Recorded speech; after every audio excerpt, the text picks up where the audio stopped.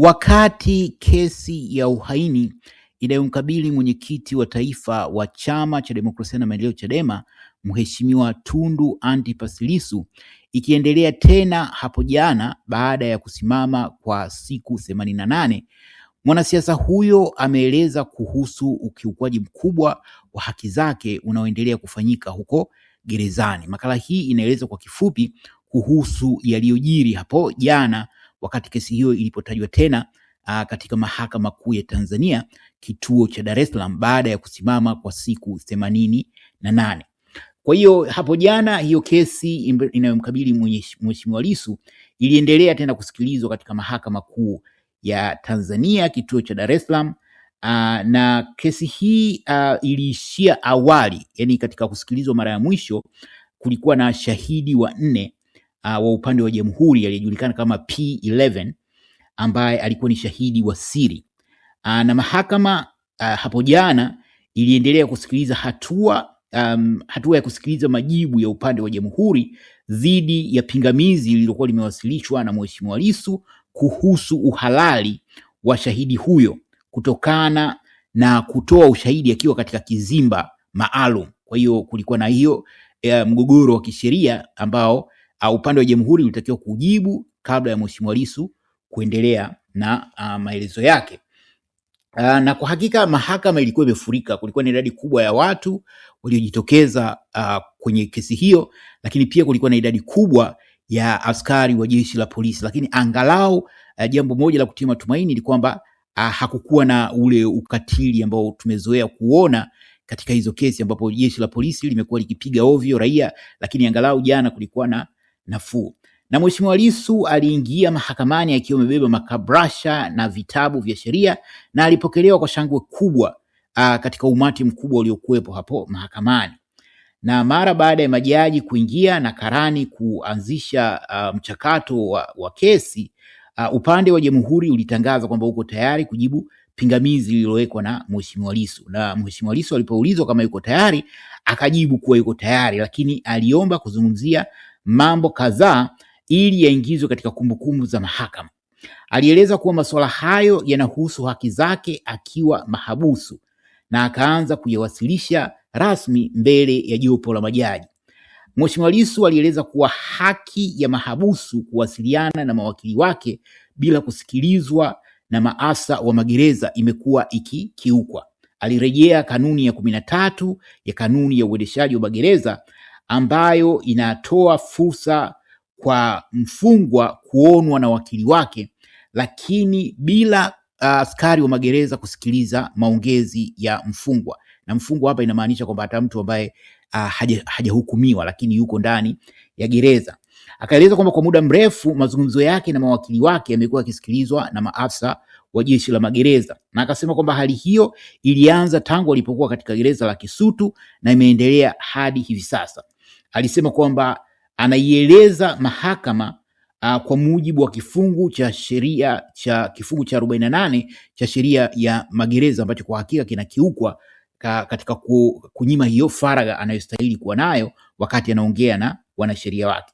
Kadhalika Mheshimiwa Lissu alieleza kwamba changamoto nyingine au ukiukwaji mwingine unaofanywa ni kuhusu haki yake ya kutembelewa na watu wasio mawakili.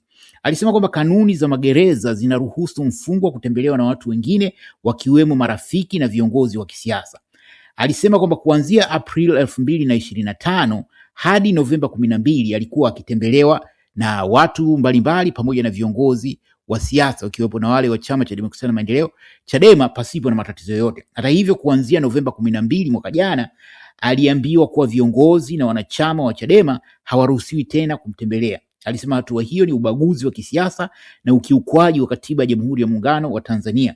Aliwaeleza majaji ili wawe na taarifa ya kinachoendelea mahakamani, na akatanabaisha kwamba anafahamu kwamba hayo sio maamuzi ya majaji wala sio maamuzi ya waendesha mashtaka, lakini huko gerezani ameelezwa kwamba maamuzi hayo yametoka juu, bila kuambia kwamba huko juu ni nani hasa ambaye ametoa maamuzi haya. Na Mheshimiwa Lissu baadaye aliingia katika hoja kuhusu uendeshaji wa kesi yake, akieleza kwamba hadi jana ilikuwa ni siku ya 307 tangu awekwe mahabusu. Alisema kuwa ndani ya siku hizo kesi hiyo imesikilizwa kwa siku 15 tu, na kwamba kuna siku 88 ambazo kesi hiyo haikusikilizwa kabisa, huku yeye akiwa gerezani. Kwa nafahamu mara ya mwisho Mheshimiwa Lissu aliletwa mahakamani mwaka jana, na hapa katikati zimepita siku kadhaa, actually ni hizo siku 88 mpaka hiyo kesi ilipotajwa tena hapo jana. Alirejea msingi muhimu wa kisheria unaosema kwamba haki inayocheleweshwa ni haki inayonyimwa. Ile kwa Kiingereza wanasema justice delayed is justice denied. Na alieleza kwamba mfumo wa uendeshaji wa kesi hiyo kwa Sessions umechangia ucheleweshaji huo, hasa kwa kesi nzito ya uhaini. Na baada ya mahakama kuagiza kuendelea, upande wa Jamhuri ulisimama kujibu pingamizi kupitia kwa wakili wa serikali Nasoro Katuga. Katuga alisema kwamba shahidi P11 analindwa kwa amri halali ya mahakama iliyotolewa baada ya maombi ya jinai ya mwaka namba 17059 ya mwaka 2025, akieleza kuwa kanuni za ulinzi wa mashahidi zinaipa mahakama mamlaka ya kuamua namna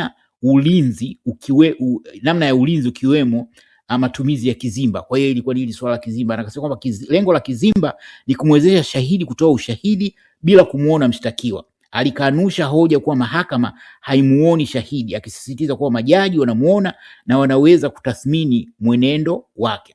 Katuga aliendelea kusema kuwa hoja ya shahidi kutotajwa kwa jina haina msingi. Alisema mahakama ilijiridhisha kuwa mashahidi wasiokuwa askari polisi wanahitaji ulinzi, hivyo waliingizwa kwa amri ya jumla. Akaeleza kuwa kanuni za ulinzi wa mashahidi na za mwenendo wa kesi zinaweza kutumika hata kama kesi ilianza kabla ya kanuni hizo kuanza. Pia alisema matumizi ya kizimba ni utaratibu wa kulinda shahidi, sio kukiuka haki ya mshtakiwa, na alimalizia kwa kuomba kwamba pingamizi hilo la Mheshimiwa Lissu litupiliwe mbali. Baada ya hayo maelezo ya upande wa Jamhuri, Mheshimiwa Lissu alisimama na kuwasilisha hoja zake za nyongeza, kwa Kiingereza wanaita rejoinder. Na alisisitiza kuwa kizimba kilichotumika hakitimizi matakwa ya kisheria kwa sababu hata mahakama haimuoni shahidi. Alisema sheria inataka mahakama iweze kumuona shahidi ili kutathmini mwenendo wake. Alieleza kuwa amri ya awali ya ulinzi haikutaja matumizi ya kizimba wala kumtaja shahidi kwa namna inavyotakiwa. Alisema mahakama haiwezi kuongeza masharti ambayo hayakuombwa. Kadhalika, Mheshimiwa Lissu aliendelea kueleza kuwa kanuni za ulinzi wa mashahidi haziwezi kutumika pale zinapokiuka haki ya msingi ya kusikilizwa kwa usawa. Akasema kuwa haki ya kumjua, kumuona na kumhoji shahidi ni haki ya kikatiba.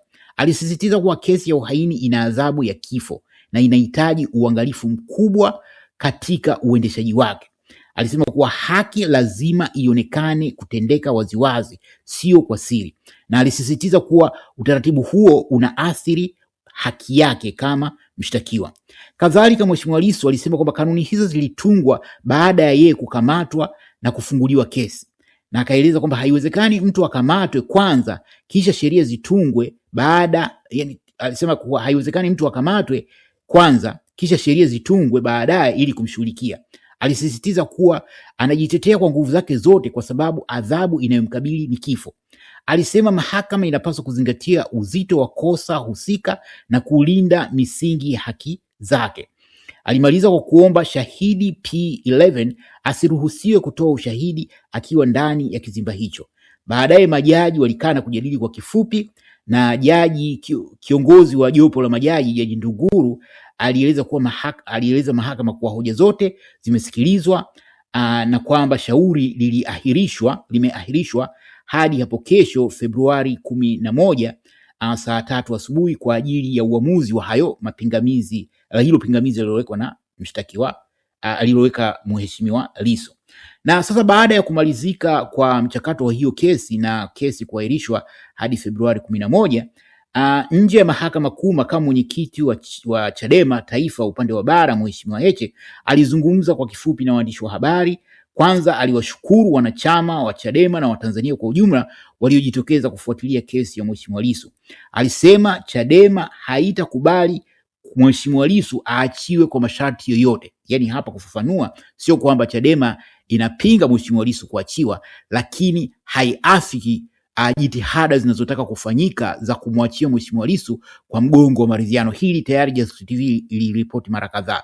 Kuna hizo jitihada, watu wameweza kutumwa kwenda kuongea na Mheshimiwa Lissu wakubali kuachiwa, lakini kwa sharti la kukubali hicho kinachoitwa maridhiano. Kwa hiyo Mheshimiwa Heche alichoongea ni kwamba wao kama Chadema hawaafikiani masharti yoyote ya kumwachia Mheshimiwa Lissu, bali aachiwe kwa sababu kesi inayokabiliwa dhidi yake si kesi halali. Kwa hiyo aachiwe huru bila masharti yote. Na alimaliza kusema kwamba Chadema ni chama halali na hakiwezi kuzimwa, akisisitiza kwa kesi itaendelea kufuatiliwa hadi haki itendeke. Kwa hiyo haya kwa kifupi ndiyo yaliyojiri hapo jana katika kesi hiyo dhidi ya Mheshimiwa Lissu ambayo imetajwa baada ya kuwa kimya kwa siku 88 na itaendelea tena hapo kesho. Jasusi TV itafuatilia na kukuletea muhtasari. Una maoni gani kuhusu haya? Karibu tuwe maoni yako hapo chini kwenye comment. Asanteni na kwaheri.